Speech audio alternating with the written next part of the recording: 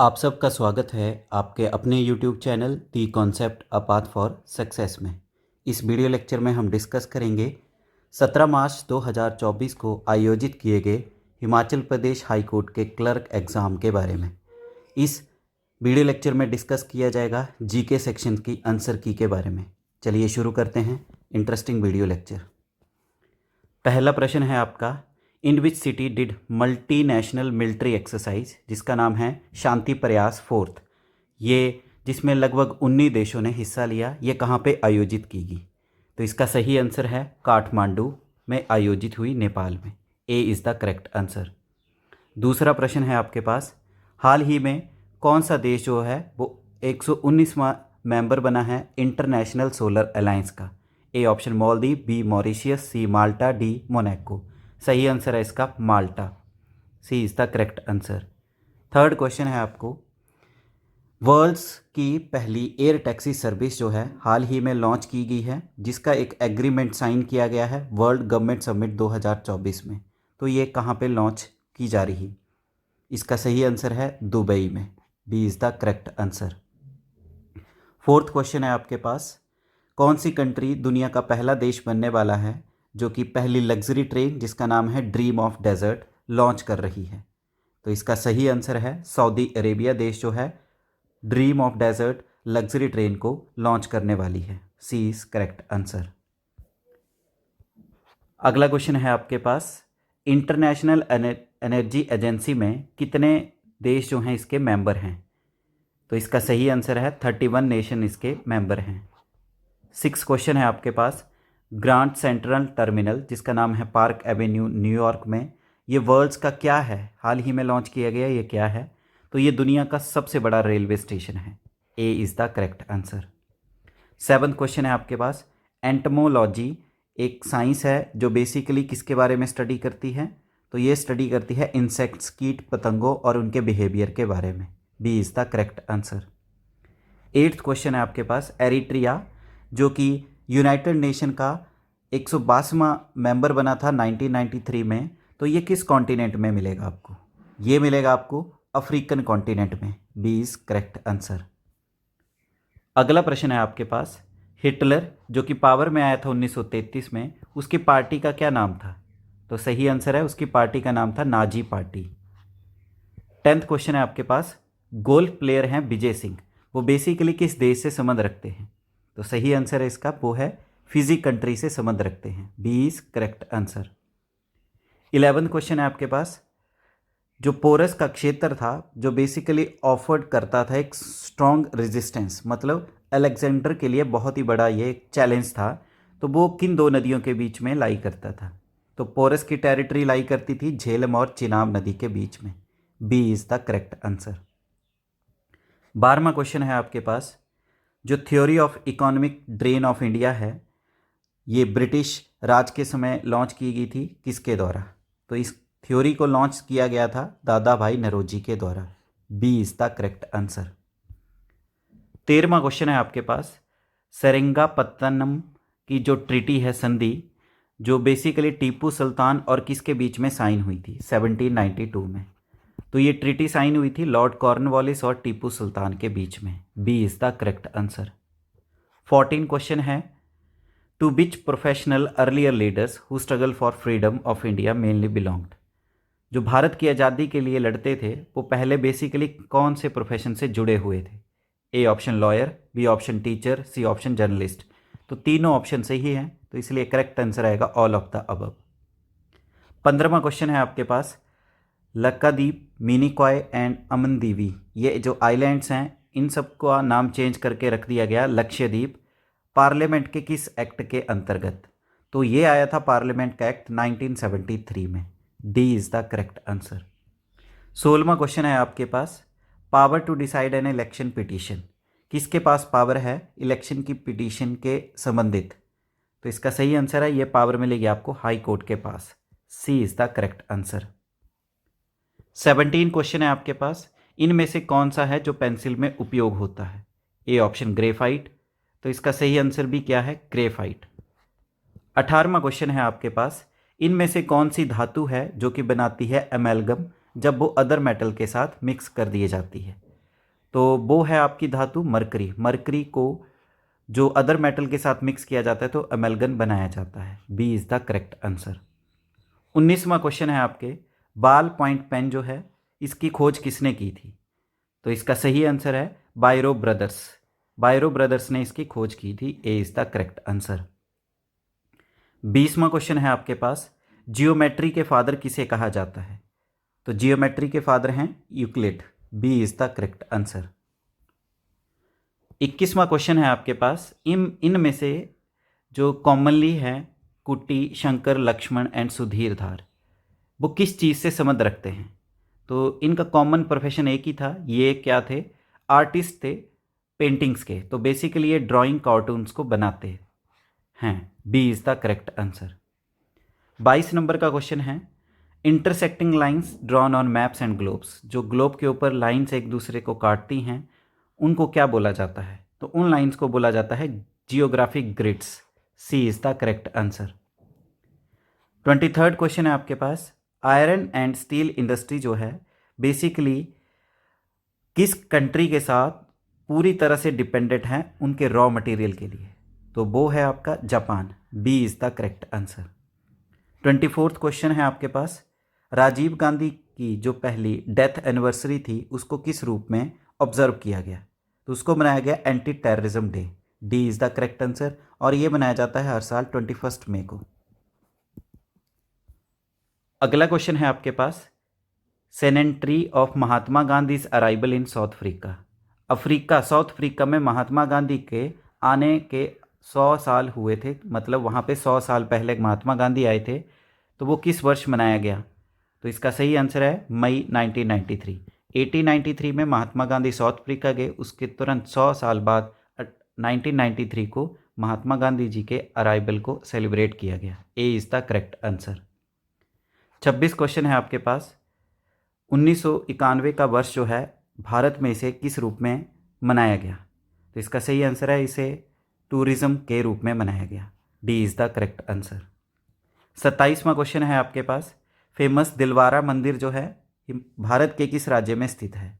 तो दिलवारा टेम्पल्स मिलेंगे आपको राजस्थान में। B is the correct answer. 28वां क्वेश्चन है, Wadia institute of Himalayan zoology ये कहाँ पे स्थित है? तो ये इंस्टीट्यूट मिलेगा आपको उत्तराखंड के देहरादून में। C is the correct answer. 29 question है आपके पास, डॉक्टर बाबा साहिब अम्बेडकर मराठवा यूनिवर्सिटी जो है इनमें से किस स्थान पे स्थित है? तो ये यूनिवर्सिटी मिलेगी आपको महाराष्ट्र के औरंगाबाद में। A is the correct answer. 30वां क्वेश्चन है आपके पास, नेशनल फ्लैग की बिट से लेंथ की रेशियो कितनी है? तो पहले बिट की बात की है तो बिट है 2 और लेंथ है 3। तो इसका सही आंसर आएगा बी ऑप्शन 2:3।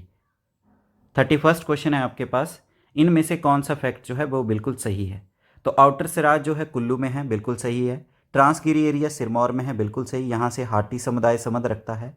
तो इसका सही ऑप्शन आएगा both A and B. 32nd question है, लाहौल को तिब्बतियन शब्दों में किस नाम से ड्राइव किया जाता है? तो तिब्बत में लाहौल का मतलब होता है कंट्री इन द साउथ। तो A is the correct answer, country in the south. 33 number का क्वेश्चन है, हिमाचल प्रदेश का कौन सा जिला है जो धौलाधार पर्वत श्रृंखला को टच करता है? कुल्लू भी टच करता है, मंडी भी करता है, कांगड़ा भी करता है। तो इसका करेक्ट आंसर आएगा D option all. 34th question है, हिमाचल प्रदेश का कौन सा जिला है जो पूरी तरह से शिवालिक जोन्स में पाया जाता है? तो पूरी तरह से शिवालिक जोन में मिलेगा आपको Una district. B is the correct answer. 35 question है, इनमें से किस स्थान को लिटिल ग्रीस के नाम से जाना जाता है हिमाचल में? तो हिमाचल में लिटिल ग्रीस के नाम से जाना जाता है कुल्लू के मलाना को। ए is the correct answer. 36 question है, चंद्रखेरनी जो कि एक दर्रा है वो कहाँ पे मिलेगा आपको? चंद्रखेरनी दर्रा मिलेगा आपको कुल्लू जिला में। B is the correct answer. 37 question है, रोहतांग पास जिसका मतलब है अ पाइल ऑफ कॉर्प्स, मतलब लाशों का ढेर, ये हिमाचल प्रदेश के किस जिले में है? तो ये आपको मिलेगा कुल्लू डिस्ट्रिक्ट में। C is the correct answer. 38 question है, इनमें से कौन सा दर्रा है उसकी लोकेशन और एल्टीट्यूड बिल्कुल सही है? तो ए की भी सही है, बी की भी सही है, सी की भी सही है। तो इसका सही आंसर आएगा all are correct. D is the correct answer. 39th question है, हिमाचल का वो पर्सन जिसने वर्ल्ड्स के हाईएस्ट मोटरेबल पास खारदुंगला को मोटरसाइकिल पे ट्रैवल किया। तो इसका आंसर आपको मिलेगा, इसका सही आंसर आएगा Rajesh Kumar. C is the correct answer. 40th question है, हिमाचल को डिक्लेयर किया गया एक पहाड़ी राज्य किस वर्ष? ए ऑप्शन, तो इसका सही आंसर सीधा ही है 1966 एडी में, जब 1 नवंबर 1966 में क्या हुआ, हिमाचल में 4 जिले और जोड़े गए और शिमला का पहाड़ी क्षेत्र भी जोड़ दिया गया, तो हिमाचल को डिक्लेयर किया गया हिल स्टेट। 41st क्वेश्चन है, भगवान परशुराम और ऋषि जमदाग्नि के साथ हिमाचल प्रदेश की कौन सी झील संबंधित है? तो वो झील है रेणुका। परशुराम जी की माता थी रेणुका जी और जमदाग्नि ऋषि की पत्नी थी। ये आपको मिलेगी सिरमौर डिस्ट्रिक्ट में, तो A is the correct answer. 42nd question है, मंडी जिला की इनमें से कौन सी फेमस घाटियां हैं?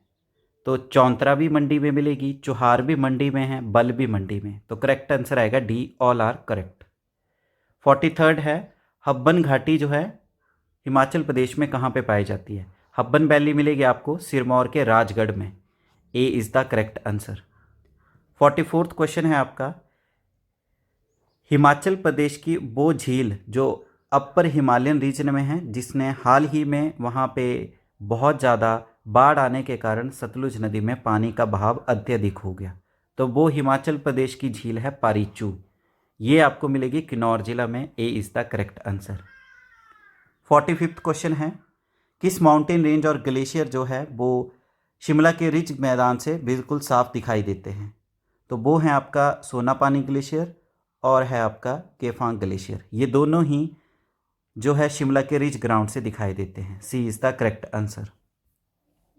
46 क्वेश्चन है, कौन से ऐसे थे जिन्होंने कौरवों के लिए लड़ाई की थी महाभारत में? मतलब कौरवों का साथ दिया था महाभारत के युद्ध में, तो वो थे त्रिगर्त रियासत के।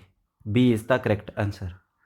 47 है, राजा सुशर्मा चंद्र जो थे वो किसके ब्रदर इन लॉ थे, यानी किसके ब्रदर इन लॉ के नाम से जाना? राजा सुशर्मा चंद्र जो त्रिगर्त रियासत से संबंध रखते हैं, तो ये दुर्योधन की साइड से लड़े थे, तो दुर्योधन के ब्रदर इन लॉ थे।